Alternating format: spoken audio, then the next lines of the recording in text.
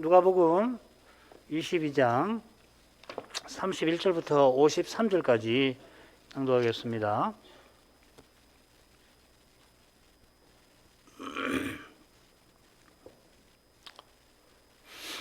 시몬아, 시몬아, 보라, 사단이 밀 까부르듯 하려고 너희를 청구하였으나 그러나 내가 너를 위하여 내 믿음이 떨어지지 않기를 기도하였노니 너는 돌이킨 후에 내 형제를 굳게 하라. 저가 말하되 주여 내가 주와 함께 오게도 죽는데도 가기를 준비하였나이다. 가라사대 베드로야, 내가 네게 말하노니 오늘 다 굴기 전에 네가 3번 나를 모른다고 부인하리라 하시니라.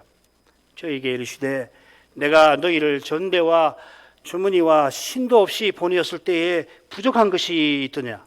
가로되 없었나이다. 이르시되 이제는 전대에 있는 자는 가질 것이요 주머니도 그리하고 검 없는 자는 겉옷을 팔아 살지어다. 내가 너에게 말하노니 기록된 바 저는 불법자의 동류로 여김을 받았다 한 말이 내게 이루어져야 하리니 내게 관한 일이 이루어 감이니라. 저희가 여짜오되 주여 보소서 여기 검 둘이 있나이다. 대답하시되 족하다 하시니라. 예수께서 나가사 습관을 쫓아 감람산에 가심에 제자들도 쫓았더니 그곳에 이르러 저에게 이르시되 시험에 들지 않기를 기도하라 하시고 저희를 떠나 돌 던질 만큼 가서 무릎을 꿇고 기도하여 가라사대 아버지여, 만일 아버지의 뜻이었던 이 잔을 내게서 옮기시옵소서. 그러나 내 원대로 마옵시고 아버지의 원대로 되기를 원하나이다 하시니 사자가 하늘로부터 예수께 나타나 힘을 돕더라. 예수께서 힘쓰고 애써 더욱 간절히 기도하시니 땀이 땅에 떨어지는 핏방울 같이 되더라. 기도 후에 일어나 제자들에게 가서 슬픔을 인하여 잠든 것을 보시고 이르시되 어찌하여 자느냐? 시험에 들지 않게 일어나 기도하라 하시니라. 말씀하실 때 한 무리가 오는데 12 중에 하나인 유다라 하는 자가 그들의 앞에 서서 와서 예수께 입을 맞추려고 가까이 하는지라. 예수께서 이르시되 유다야, 네가 입맞춤으로 인자를 파느냐 하시니 좌우가 그 될 일을 보고 여짜오되 주여 우리가 검으로 치리이까 하고 그 중에 한 사람이 대제사장의 종을 쳐 그 오른편 귀를 떨어뜨린지라. 예수께서 일러 가라사대 이것까지 참으라 하시고 그 귀를 만져 낫게 하시더라. 예수께서 그 잡으러 온 대제사장들과 성전의 군관들과 장로들에게 이르시되 너희가 강도를 잡는 것 같이 검과 뭉치를 가지고 나왔느냐? 내가 날마다 너희와 함께 성전에 있을 때에 내게 손을 대지 아니하였도다. 그러나 이제는 너희 때요 어두움의 권세로다 하시더라.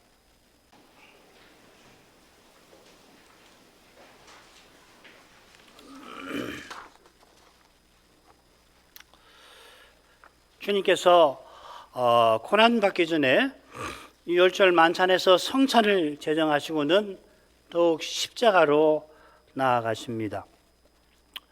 그 거룩한 길에서 제자들은 누가 크냐 서로 다툽니다.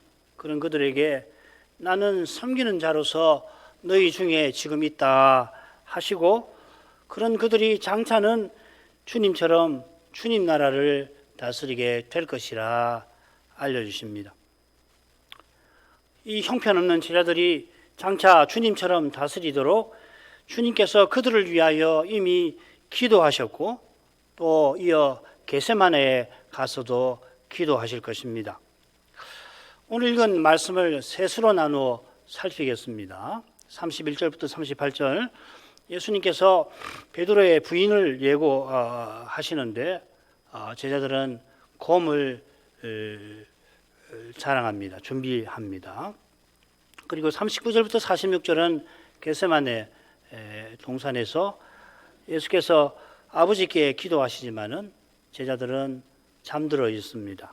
그리고 나머지 부분은 그때 가룟 유다가 오고 한 제자가 검을 사용하지만은 주님께서는 선선히 체포 되십니다. 누가는 이 대목에서도 기도를 강조합니다. 다른 복음서도 예수님의 기도를 자주 기록을 하는데 누가는 10번이나 주님의 기도를 구체적으로 사건을 기록하듯이 구체적으로 기록합니다. 주님께서 제자들이 실족치 않게 기도하십니다마는 서로 다투는 제자들은 검을 의지합니다. 검을 의지하니 검을 쓸 수밖에 없습니다. 그래서 베드로는 주님의 경고대로 부인하고 말 것입니다. 이런 점에서 겟세마네에서 주님께서 내 원대로 마옵시고 하시며 기도하시며 십자가로 가신 길은 실로 거룩합니다. 첫 번째 부분으로 가지요. 말씀드린 대로 한가운데 34절에 주님께서 베드로의 부인을 경고하십니다. 이는 믿음이 떨어지는 없어지는 상태인데도 베드로가 장담한 것과 붙어 있는 거죠. 그 내용이 31절부터 33절이 되겠습니다. 주님께서 이제는 이전과 달리 제자들에게 이전과 달리 준비하라 하시는데 특히 검을 준비하라, 검을 사라 그렇게 하십니다. 그 이유가 곧 있을 주님의 체포, 십자가에 있을 겁니다. 베드로가 주님과 함께 죽는데도 갈 준비가 되어 있다 하지만은 그런 마음은 검을 의지하는 말 그대로 이 권력을 사람의 힘을 의지하는 것과 다를 바가 없는 것을 드러내십니다. 자, 이런 간단한 줄거리를 가지고 본문으로 가지요. 31절부터 33절을 읽습니다. 시몬아 시몬아 보라 사단이 밀 까부르듯 하려고 너희를 청구하였으나 그러나 내가 너를 위하여 내 믿음이 떨어지지 않기를 기도하였노니 너는 돌이킨 후에 내 형제를 굳게 하라. 저가 말하되 주여 내가 주와 함께 오게도 죽는데도 가기를 준비하였나이다. 지금 만찬 자리인데 특별히 이 시몬에게 말씀하십니다. 이 시몬이 베드로가 부인할 일을 말씀을 예고하시는 겁니다. 이 예고가 마태복음과 마가복음에는 만찬 마치고 감난산 가는 길에 나옵니다마는 요한복음은 누가복음처럼 만찬 자리에서 이 예고를 기록을 하고 있습니다. 베드로가 예고한 대로 부인한 그 사건이 네 복음서에 다 기록되어 있습니다. 이처럼 네 복음서에 다 기록되어 있는 사건이 별로 없다는 것에 의외로 네 복음서에 다 기록되어 있는 사건은 거의 없어요. 그럴 때 이 주님의 예고는 아주 중요한 겁니다. 요한의 세례라든지 그리고 오병이어 사건, 베드로의 신앙 고백 이건 조금 위치가 다르지만은 그걸 제외하고는 네 복음서에 다 기록된 것은 주님의 십자가 부활과 관련된 사건이지요. 주님께서 시몬아 시몬아 하시면서 이 사탄의 악한 요구를 지적하십니다. 사탄이 이미 가룟 유다 속에 들어가서 자기 일꾼을 삼았는데 다른 제자들도 가만두지 않았습니다. 사탄이 밀가부르듯 하려고 너희를 청구하였다 하셨습니다. 여기 너희는 필시 가룟 유다를 제외한 11 사도일 것으로 생각됩니다. 이 청구라는 말, 또 밀가부르듯 한다, 또 까부른다 하는 표현이 누가복음에만 나옵니다. 그처럼 베드로를 향하여서 시몬아 시몬아 이렇게 부르시는 것도 이 복음서를 보면 퍽 이례적인, 다른 데 나오질 않죠. 예외적입니다. 사탄이 노리고 있는 것이 무엇인지 이어 나오는 주님의 말씀에서 잘 드러납니다. 사탄은 베드로의 믿음이 떨어지게 하려고 하나님께 청구하였습니다. 욥기가 좋은 배경이 되지요. 사탄이 이 욥기를 보면 천상오전에 나아갑니다. 이건 매우 말하자면 인상적인 사건이잖아요. 그 하늘 하면은 죄가 없는 곳, 거룩한 곳, 가장 정결한 곳인데 가장 부정한 자가 딱 등장하지 않습니까? 굉장히 생각해 볼 만한 일입니다. 그래 결국 욥의 소유 건강을 손댈 권리를 청구하여서 얻지 않습니까? 그가 욥이 신실하지만 그거 하나님께서 특별히 넘치는 은택을 줘서 그렇지 그거 그 순수한 그 믿음 아닙니다. 그렇게 주장을 하지 않았습니까? 하나님이 흠없다고 하신 욥도 사탄이 청구를 했다면 서로 다툰 제자들 말할 것 없겠죠. 사탄이 제자들을 밀가부르듯 한다는 것은 이게 밀알인가, 밀알의 자격이 있나 시험하는 것인데 불과 몇 시간 후에 제자들은 이 시험을 혹독하게 받게 될 것이고 사실 시험 자체에 실패해 버리죠. 넘어서지를 못하죠. 주님께서 구체적으로 시험에 들지 않기를 기도하라 그 직전에 당부하실 만큼 중대한 시간이 곧 들이닥칠 것입니다. 사탄이 이미 가룟유다는 자기 일꾼을 삼은 터에서 다른 제자들을 노리는데 주님께서는 특별히 이 시몬을 지목하여 말씀하십니다. 이건 베드로가 가이사랴 빌립보에서 이 제자들을 대표해서 신앙 고백한 것과 붙어 있겠죠. 요컨대 지금 사탄이 노리는 것은 메시아를 죽이고 메시아의 교회를 멸하려 하는 것입니다. 낙원에서부터 그는 줄곧 이것을 노렸습니다. 여호와께서 신비한 역사로 사탄의 공작을 가로막으신 것입니다. 메시아 오시기 전에 사탄이 만국을 미혹했을 뿐만 아니라 메시아가 오신 이 작금에 이르러서는 언약의 나라도 미혹을 하는 중이죠. 귀신 들린 사람이 언약 백성 중에 얼마나 많은지 성경에 기록되어 있는데 이건 충격적인 일입니다. 언약의 나라를 대표한다는 공회를 지금 자기 일꾼으로 삼아 놓았습니다. 그런 와중에 정말 소용돌이가 불어닥치는 그런 현실에 주님께서 이 연약한 제자들을 붙들어 주시며 십자가로 가시고 있습니다. 주님께서 제자들을 붙들어 주시려고 기도하셨습니다.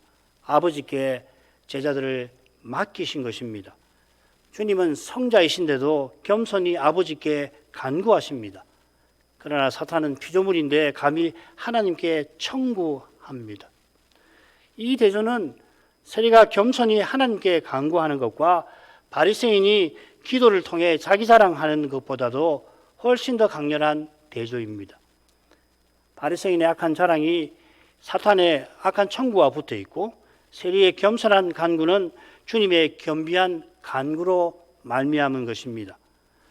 과연 인생은 기도하는 존재, 하나님을 향하는 존재로 지음을 받았는데 이것은 성자께서 아버지를 향하시는 사랑에서 나온 것이에요.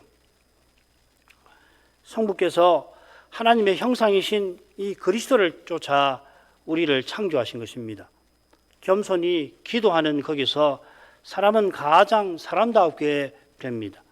우리가 흔히 어려울 때 기도밖에 할 수 없구나 라고 말을 합니다만은 실은 형통할 때도 우리가 할 수 있는 전부는 기도입니다. 하나님을 가까이 하는 것입니다. 제자들의 믿음이 떨어질 수밖에 없는 때에 간구하신 그 주님께서 이들을 사도로 세우실 때도 바른 신앙 고백을 드릴 때도 물론 십자가에서도 기도하셨습니다. 기도는 하나님께 나아가는 일입니다. 물론 기도도 있고 헌상도 있고 찬송도 있고 우리가 구분은 하지만 찬송, 헌상 다 기도의 일종이죠.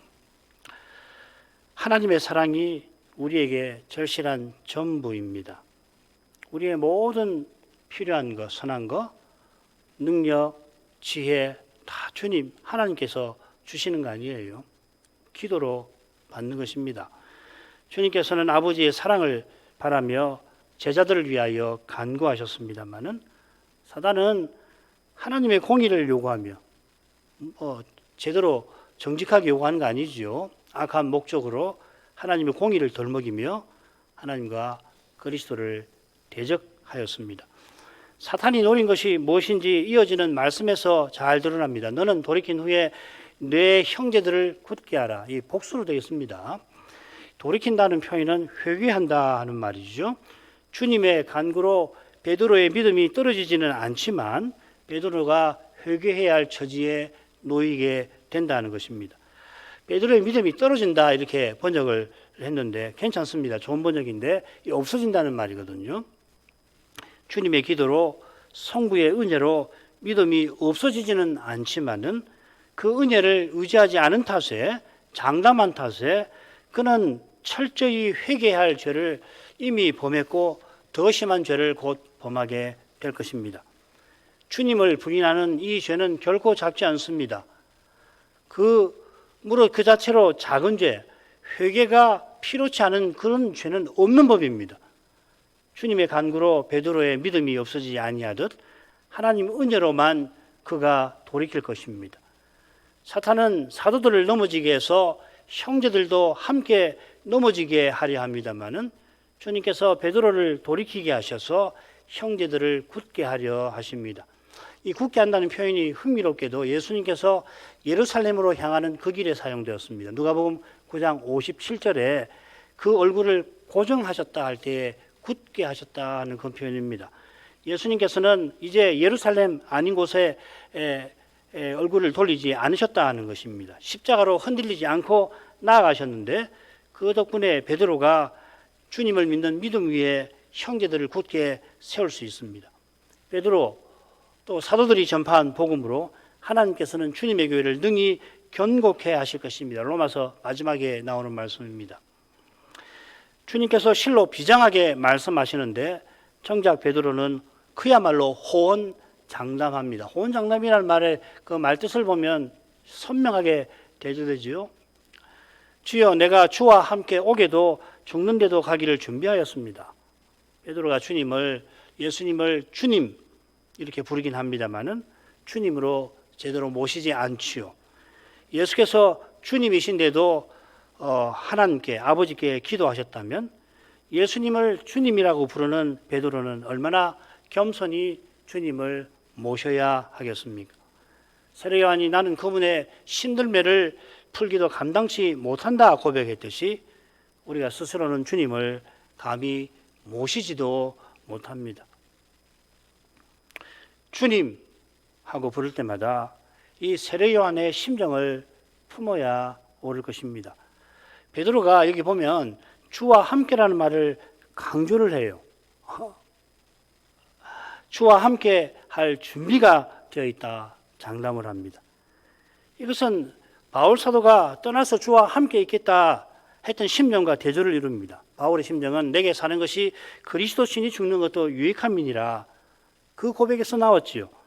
이것은 주님께서 아무것도 아닌 나와 함께 해주시는 것을 고백하는 것입니다. 고린도전서 15장 10절이 그것입니다. 오직 나와 함께 하신 하나님의 은혜로라. 나 같은 죄인을 위하여 주님께서 목숨을 버리셨다는 것을 깨달은 것입니다. 그런 주님이시니 죽더라도 그 주님과 함께 하려 했던 겁니다. 그러나 베드로는 고난받으실 주님과 함께 해드리지요 하는 것입니다. 제가 함께 해드리겠습니다 하는 겁니다. 어림없는 마음입니다.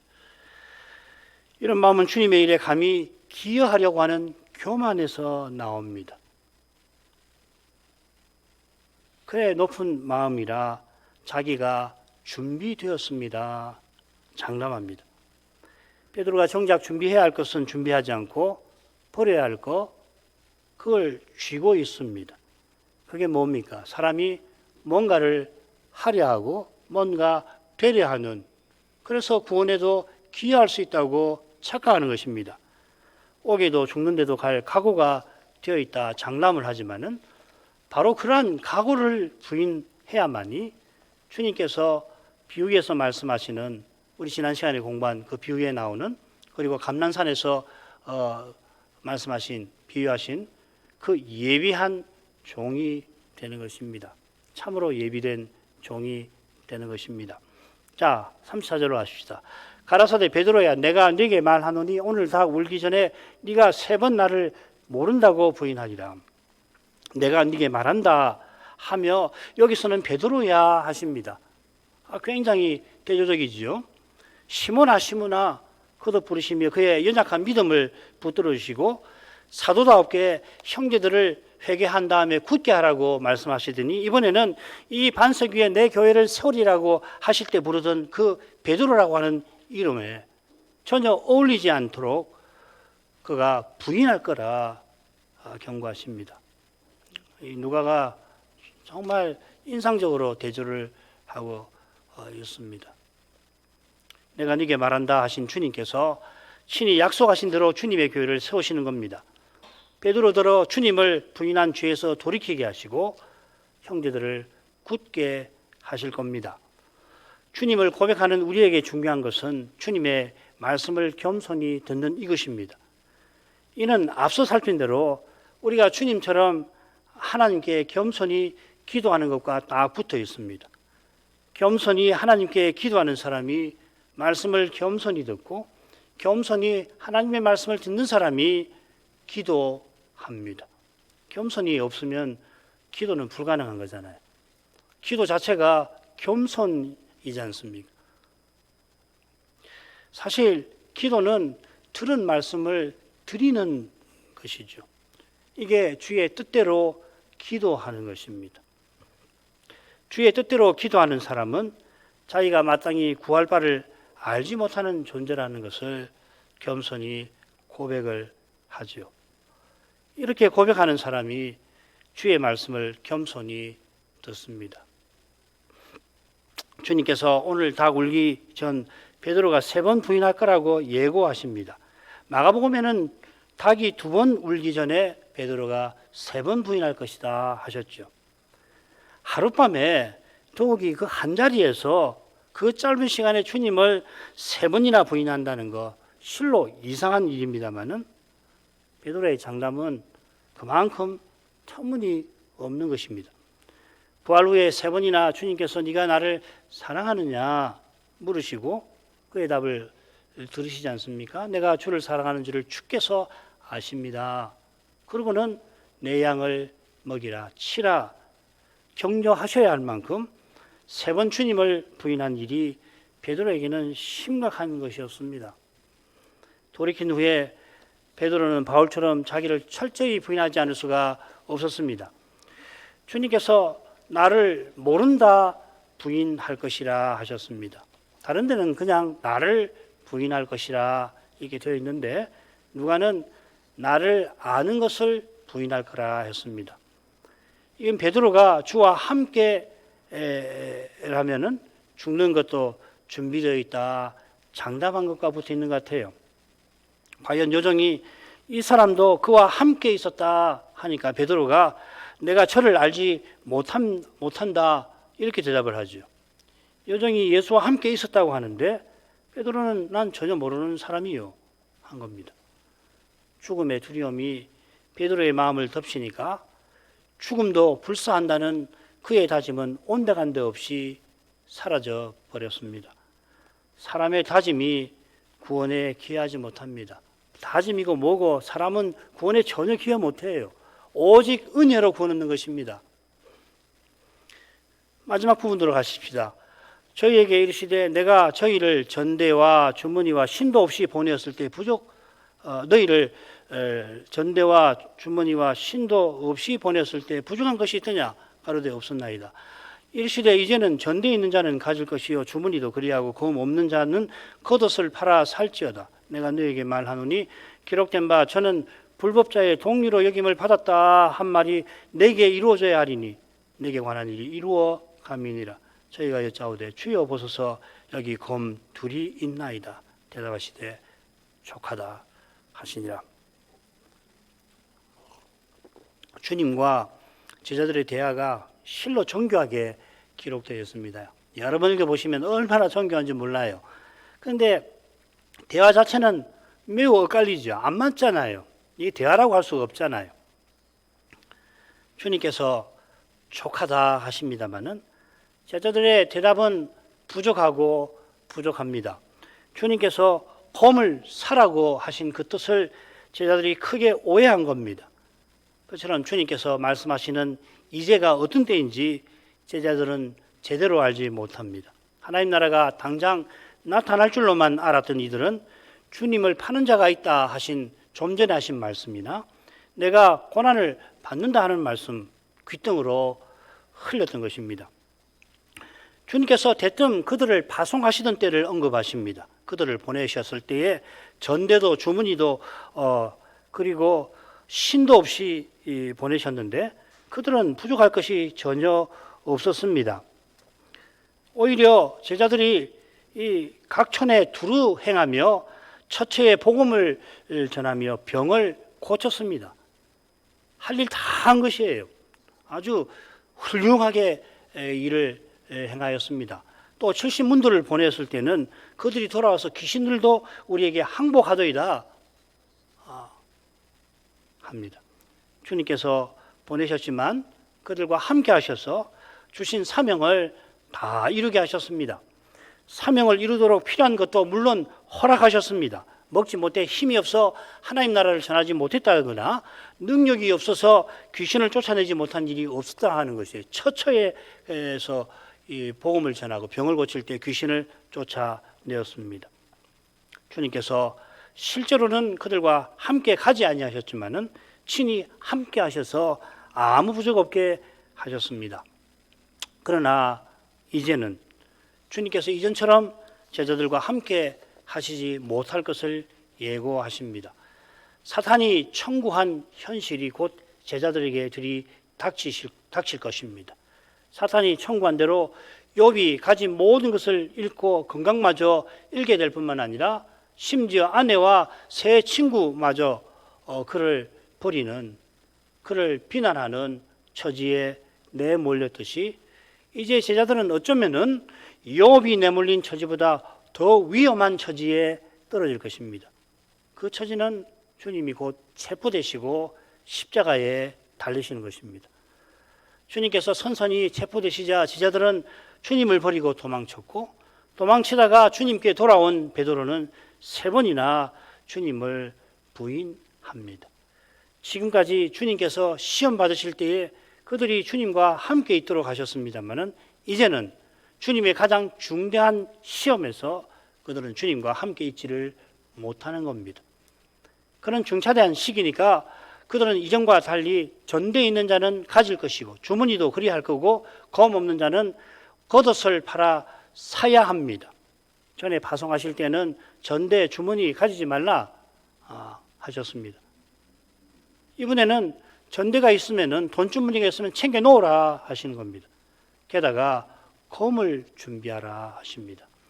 이 검 없는 자라고 새겼는데 없는 자라고 되어 있습니다. 검이 없는 게 아니라 이 문맥을 보면 전대나 주머니가 없는 자인 것 같아요. 돈이 없으면은 겉옷이라도 팔아서 사라 하시는 겁니다. 전대와 주머니가 있으면은 거기 들어있는 돈이나 귀중품을 가지고서 검을 사라 하신 것이죠. 여러 가지 해석이 있어요. 좀 복잡한 해석이 많은데 이게 가장 자연스러울 것 같습니다. 그래서 제자들도 그러잖아요. 주님 말씀을 듣고는 뭐 전대 주머니 언급하지 않지요. 검 2개가 우리에게 있습니다. 검 이야기를 하잖아요. 그 검을 준비하라 사라고 하시는 겁니다. 주님께서 검을 사라고 하신 뜻이 뭔가 짝을 이루는 이 사건에서 마지막 3번째 대목에 비추어 살펴야 할 겁니다. 베드로가 검을 휘둘러서 이 대지상의 종인 말고의 귀를 잘라버리자 주님께서는 이것까지 참으라 하시고 잘린 귀를 고쳐주십니다. 마태복음에서는 검을 가진 자는 검으로 망할 거다 하셨습니다. 요한복음에서도 베드로에게 검을 집에 꽂으라 하나님께서 주신 잔을 내가 마시지 아니하겠느냐 하셨습니다. 주님이 제자들들어 사라고 하는 검은 이 세상이 자랑하는 힘이 아닙니다. 내 나라는 이 세상에 속한 것이 아니라 하신 것처럼 주님께서 사라고 하신 검은 주님 나라를 세우는 힘을 가리키는 겁니다. 주님께서 주님 나라를 세우려고 곧 아버지께서 주신 잔을 마시실 것입니다. 바로 거기에 주님 나라의 능력이 나타날 것입니다. 사람 눈에는 예수께서 힘없이 체포되는 것 같지만은 베드로는 정반대였다는 것을 생생하게 증거합니다.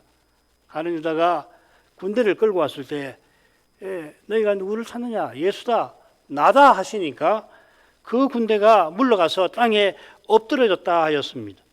주님이 거룩한 영광을 나타내시니 나다, 여호와다 하시니까 병기를 가진 검을 가진 군대가 힘없이 엎드러졌습니다. 요한과 베드로와 다른 제자들이 그 광경을 두 눈으로 분명히 보았습니다마는 그 눈으로 이어 주님께서 선선히 체포되시는 모습에 비급하게 무력하게 주님을 그들은 버렸습니다. 주님께서 겉옷을 팔아서 검을 사라고 하신 뜻은 이 세상에서 허망하게 의지하는 그것을 버리고 참으로 의지할 만한 그것을 얻으라 하신 것입니다. 그것은 말씀하시는 이 주님, 말씀대로 십자가를 지시는 주님이십니다. 바울 사도가 그리스도와 그의 십자가에 못 박히신 그 외에는 아무것도 내가 알지 않기로 작정하였다 했던 까닭에 그가 복음을 고린도에 전할 수 있었고 고린도의 교회가 설 수가 있었습니다. 고린도 교회에 얼마나 많은 문제가 있고 게다가 이 말씀 전한 사도를 얼마나 함부로 대한 것을 보면 고린도에 복음이 전파된 것은 하나님의 능력이 아닐 수가 없습니다. 하나님의 능력이신 그리스도께서 친히 행하셨고 그 일에 연약한 인간을 사도를 쓰신 것입니다. 이 시대에 주님의 교회로 서나가는 비결이 오직 여기 있습니다. 배도의 물결을 이길 힘이 사람에게는 없습니다. 육신으로 행하면 그 물결에 휩쓸리고 맙니다. 적그리스도가 등장하는 때가 마치 주님께서 곧 체포되실 때와 비슷할 것 같은데 그런 때의 교회와 신자는 모든 것을 버리고서 루터가 고 같은 고백을 하지 않습니까? 원수가 친척, 재물, 생명, 원수가 취한들 무슨 상관이 있으랴? 그런 신앙으로 오직 그리스도를 의지하셔야 합니다. 그리스도를 바라셔야 합니다. 내 속에 정말 오직 그리스도를 말하지만 그리스도 외에 바라는 것이 실은 많지 않은가? 살피고 살펴서 그리스도 외에 바라는 것이 나타날 때마다 부인해야 합니다. 이런 때가 가까울수록 여담이 될지 모르지만 지금 이 몇 주 안에 지금 인류 역사에 어떤 일이 벌어지고 있는지 보셔야 합니다. 지금 우리나라는 뭐 외교나 경제나 이런 문제, 실리콘밸리 은행이 문을 닫는다든지 이거 좋은 뉴스가 아닌데 지금 몇 주 안에 엄청난 일이 지금 벌어지고 있어요. 아시지만 챗 GPT라고 하는 것 말이에요. 무슨 세상이 되었습니다. 아무도 몰라요. 전문가들도 어떻게 세상이 될지 모르겠다. 돌이킬 수가 없습니다. 이미 그 시대로 접어들었습니다. 얼마나 교회에 심각한 숙제가 이미 던져져 있는지 모릅니다. 풀어야 합니다. 적그리스도는 누구냐?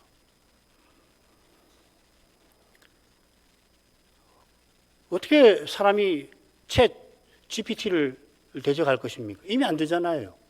이미. 불과 몇 주 만에 미국 변호사 시험을 처음에는 3.0일 때는 그 버전이 3.0일 때는 겨우 턱걸이에서 미국 변호사 시험을 합격했는데 불과 4.0이 돼갖고서 상위 10%로 합격했대잖아요. 불과 몇 주 만에. 가공할 만한 현상이 지금 벌어지고 있는 겁니다. 우리의 능력은 어디 있나? 주님이 살아가신 검은 어디에 있나? 주님이시라고 해요. 우리가 아무리 연구를 한다, 우리 가운데 컴퓨터 전공자가 있다고 하더라도 다 해서 못 해냅니다. 하나님 말씀 아니고는 이걸 밝힐 수 있는 힘이 없어요. 달리 말하면 정말 주님만 의지하셔야 할 시대가 바야흐로 도래했습니다. 다 버리셔야 합니다. 다 버릴 각오가 되어 있어야 합니다. 겉옷을 팔면은 추위에 떨어야 하고 특별히 수치에 떨어야 합니다. 겉옷은 밤에 추위를 막는 이불과 같은 것이었고 낮에는 사회생활하는 필수 조건입니다. 겉옷을 팔면 사회생활이 힘들고 생존도 어렵습니다. 그런 어려움을 감수해야 할 이유가 37절에 나옵니다. 베드로의 부인을 예고하실 때처럼 내가 너희에게 이른다 하시고 구약 말씀의 성취를 언급하십니다. 저 유명한 여호와의 종의 노래에 나옵니다. 마지막이지요. 불법자의 동류로 여김을 받았다. 이것은 무슨 뜻이냐면 12절 보시면 이사야 53장 12절 보시면 그가 자기 영혼을 버려 사망에 이르는 것이고 실상은 그가 많은 사람의 죄를 지며 범죄자를 위하여 기도하는 것이라 하였습니다. 공회가 지금 예수님을 불법자로 여기고 죽이려 합니다. 이 일이 몇 시간 후면 이루어질 것입니다. 주님은 과연 겉옷을 빼앗기시고 지독한 수치를 당하실 것입니다. 내게 관한 일이 이루어갑니라 하신 것처럼 예수님은 곧 십자가에 달리실 것입니다.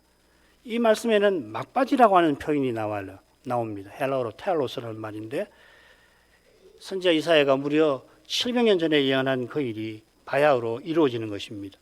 사실 이 일은 훨씬 오래전에 심지어 하나님이 창조하신 그 직후에 예언된 일입니다. 창세기 3장 15절의 말씀입니다. 바울 사도가 하나님의 모든 약속이 그리스도 안에서 예하고 이루어졌다고 교훈한 대로 하나님의 모든 말씀이 그분과 그분의 일에 관하여 증거한 것이 성취되는 그런 중대한 순간이 제자들의 눈앞에 들이닥쳤습니다. 하늘의 천사들이 숨죽이며 그 일을 바라보고 있었을지 모릅니다. 베드로 전서 1장 11, 12절을 읽어보시면 이런 해석도 가능할 거라고 생각합니다. 그런데 누구보다 그 일을 주목해야 할 사도들의 모습은 너무도 실망스럽습니다. 여기 검이 둘 있습니다. 여기서 이들이 불과 52일 후에 위대한 사도답게 그리스도를 전한 것이 오직 성신께 있음이 분명해집니다. 불과 3일 후에 그들이 부활하신 주님을 보고도 알아뵙지 못한 것은 너무도 당연합니다. 부활하신 주님께서 성경을 들어 부활을 가르치셨고 이어 성신을 부어주셔서 십자가와 부활을 전하게 하셨습니다. 십자가 지신 그리스도가 하나님의 능력, 하나님의 지혜이십니다. 이 그리스도를 전하는 복음이 모든 믿는 자에게 구원을 주시는 하나님의 능력입니다. 사도가 전한 대로 그렇게 그리스도를 전하고 받는 일이 없다면은 여기 검 둘이 있나이다. 이 사도들보다 결코 낫지 못할 것입니다. 기도하겠습니다. 자비하신 아버지, 사도들이 십자가를 앞둔 그 중대한 시점에 주님의 말씀을 전혀 깨닫지 못하고 누가 크냐 하고 다툰 그 심정으로 검 둘이 있나이다 한 데서 오직 주님께서 홀로 십자가를 아시고 또 지셨다는 것을 깨닫게 됩니다. 그처럼 주님께서 사탄의 청구에 맞서 제자들의 믿음이 떨어지지 않도록 간구하셨습니다. 그 거룩한 사랑이 사도들더러 돌이켜 형제를 굳게 할 수 있게 하였습니다. 이러한 데서 이 시대 주님의 교회가 취할 태도가 무엇인지 모를 수 없게 하십니다. 인생이 얼마나 연약한지를 늘 깨닫되 특별히 죄의 현실에서 오직 그리스도를 순전히 의지하게 하여 주시기를 구합니다. 자비하신 아버지, 사람의 힘과 꾀로 행하려 하기가 얼마나 쉬운지 사도의 삶에서 그 중차대한 시점에서 이 위대한 사도들의 삶에서 보게 하옵소서. 마태가 복음서에서 그때 자신이 얼마나 미련했던가를 고백한 것처럼 주님 앞에서 늘 겸손하고 정직하게 만들어 주셔서 다만 성신을 의지하여 그리스도만 좇게 하옵소서. 예수님 이름으로 기도합니다. 아멘.